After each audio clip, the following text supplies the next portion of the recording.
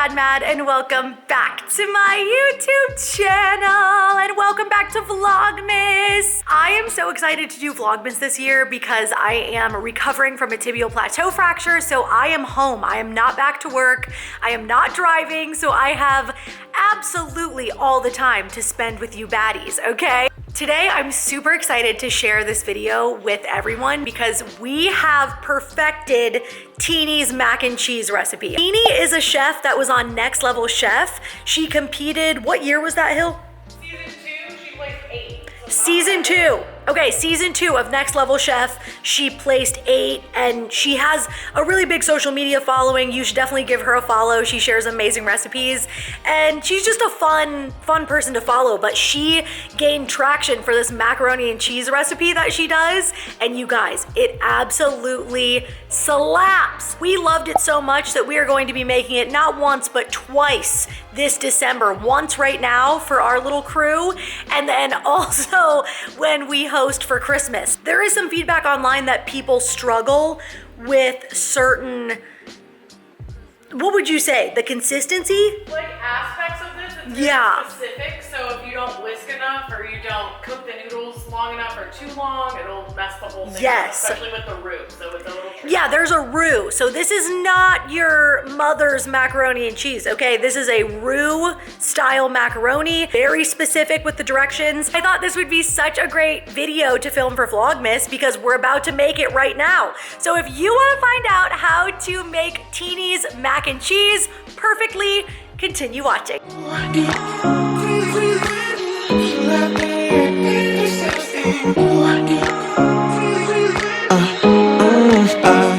We have People Magazine Sexiest Man Alive edition because Marcus is in the magazine. Finding Mr. Christmas. There's my man and host Jonathan Bennett. Okay, so water is boiling and water has been salted. As Tini said, salted like the ocean. Dumping in the cavatappi, always cavatappi. Has to be cavatappi. 8 minutes on the noodles. Now, while the noodles are happening, I was over here taking care of business. You need to invest in one of these for Thanksgiving alone. I grated this in maybe 5 to 10 minutes. It was so easy. There is mozzarella, Colby Jack, and sharp cheddar. We always shred our own cheese now because we don't like all the additives that come with shredded cheese, but according to Tini, this recipe actually wouldn't even work if you didn't. Shredded cheese, yeah. And that's because of the potato starchy coating. Something that makes her recipe really, really unique is that it has to be shredded by hand. If you don't have time for all that, invest in one of these. It's literally like $20. Great Christmas gift for someone if you know that they're a baker also. Great Christmas gift. Great, as in great. Perfect timing. That alarm is so triggering. It's Perfect, and we use one box. Getting up in the morning. Just like Mazen making demands. I forget. What are you working on? Anything? Already. Are you gonna give us the tea now or later? Maybe. Okay, it's a surprise. You'll like it. Okay, noodles are chilling and we are going to prep the seasonings now. So what are we doing? The seasoning's actually not crazy. Kind of though, kind of unexpected. Like, I don't know if you would think smoked paprika. It was 1 teaspoon garlic powder, which is just your standard spoon that you use. 1 teaspoon smoked paprika, and then half a teaspoon salt, half a teaspoon pepper. This I surprised Hillary with for her birthday. This is the Lennox Spice Village, and we don't use them. You can put spices in there, but we don't want to ruin them. It is not to be used, it is just for show. So there's paprika, there's onion, garlic.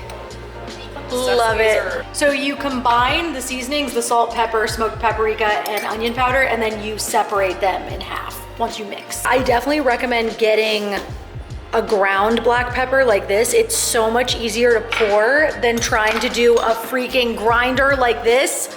This takes so long. So do yourself a favor and get the pre-ground version. There are all the spices. So then we separate our seasoning half and half. Now, the way we do it is we mix the sauce in a deep pan like this, and then we dump it on top of the noodles. Some people fold the noodles in, but it turned out really great when we dumped the sauce on top of that. So we're doing the exact same thing, 3 tablespoons, which Hexclad is Chef Gordon Ramsay's favorite. We know that from working on the show. Yes. So we just did 3 tablespoons butter. You're gonna let that melt, and then we're gonna go in with flour and seasonings. Tell us about the flour, This Hill. is our preferred flour. I make us bread pretty much every week. So this is just a really great all-purpose flour. So that's what we keep on hand. We like the unbleached. It's just less chemicals, less processing. King Arthur. Love King Arthur. Shout out King Arthur. This is not sponsored yet. Yet. So we have the spices on deck, the flour. We're letting the noodles just chill. We do move them around every probably 5 minutes just to make sure they don't stick, but they generally don't. Yeah, we could have waited a little bit to make the noodles too, but the precise 8-minute timer has to be like so on point. One thing we did this year that I feel like really nailed the consistency and did not make it grainy whatsoever is we left the heavy whipping cream and the cheese out on the counter while we were doing all of this prep work. The reason being, you want it to be room temperature. That is the key to it not getting grainy or weird. And I feel like it made a difference, don't you, Hill? Yeah, because then it just wasn't curdling, you know? Yes. Like if something's really cold out of the fridge and it's meeting the hot butter, It's not gonna end curdles, well. it doesn't melt well. Yeah. So I do think that made a huge difference. That was really smart, bud. Good job. So true. And so we just added 3 tablespoons of flour. We have the spices. We're adding it to the melted butter, and we are about to whisk this up. To start right away whisking things, this is our roux. So a roux's fat and flour, essentially. And Tini explains this all in her video. I will drop the recipe below just in case you're seeing this for the first time here. But again, this is her recipe. We're not taking credit for it. We're just saying these are the steps we took to make the perfect mac and cheese. Don't be alarmed by the burnt orange color. That's just a smoked paprika. I may be on break, but I'm still slaying. This hoodie is part of my Baddie on Break merch, which I will also link below. Anyone who is recovering with a broken bone, pick up some merch, or if you know someone who is, it's so cute, you guys.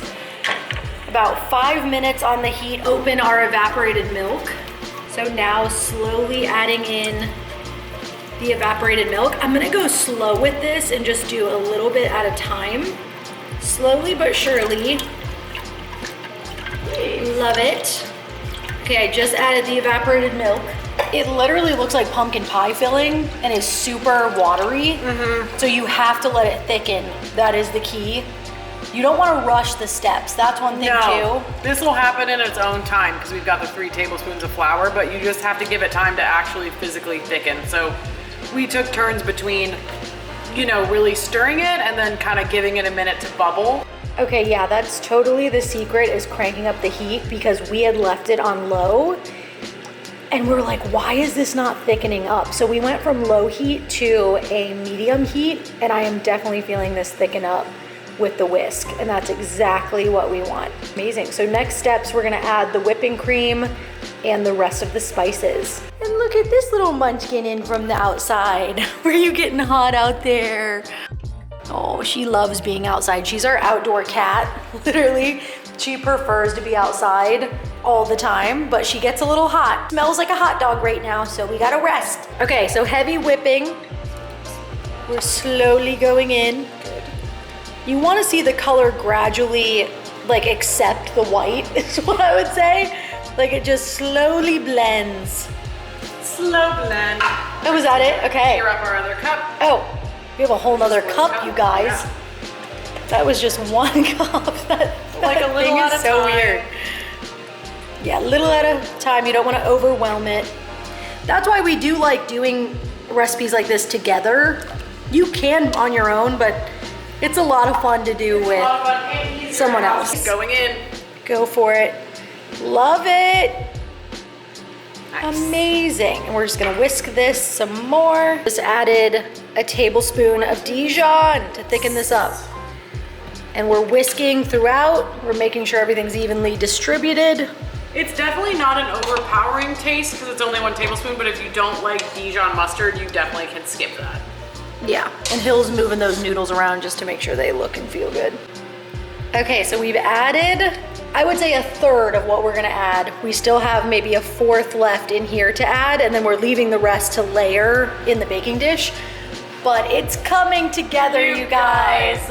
Look at that! That's insane. See, so I think the keys are room temperature ingredients, letting the roux thicken. Anything else, Hill? I think it's really with that roux. It's like you want to make sure that you cook it long enough. Give it time to thicken. It's getting crazier and crazier. Also, at this point where you're adding good. cheese by the handful, you want the cheese to fully melt before you add in the next. But you literally just dump it in like that with clean hands. I just cleaned my hands. Again, we have our nudes chilling here. They're ready. We're about to marry the two very soon. I love it. You guys, I'm so excited we're making this again.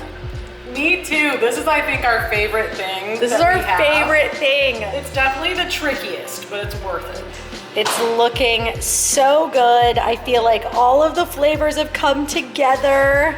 One of Hill and I's favorite things to do is we take a noodle and dip it in here just for the full experience before we load it up. But I think we are there, sister. Each have a nude. Dunk it in. That is insane. Even that's crazy. This is perfection. I didn't get it on camera because Hill jumped the gun. Sorry. But we've mixed everything to perfection. We have our baking dish ready. So we're about to load it up. I always hold Hill spoons. It's just a little awkward because I'm left-handed. So we're doing half. I always find a way to work that into the conversation. What? Being You're left-handed? left-handed. It is awkward. You wouldn't understand. I wouldn't understand. I'm a righty. So you do half, and then The cheese that's left, you put in the middle. noodles. He is in the way, in the way, in the way. We heard somebody was chasing squirrels, so they had to come Yes. inside. The dogs were chasing squirrels, weren't ya? Honestly, looking good. Go for it. We have the top oven preheating 350, and this will go in for 30 minutes. Oh, let's tell that terrible story of the first time. You 100% recommend using a glass baking dish or ceramic instead of one of those flimsy foil ones, because one year Hillary accidentally dropped the macaroni coming out of the oven because it was so heavy. So, food for thought. Mazen's doing his thing. The sun's slowly going down. Oh yeah. That's great. Look at that.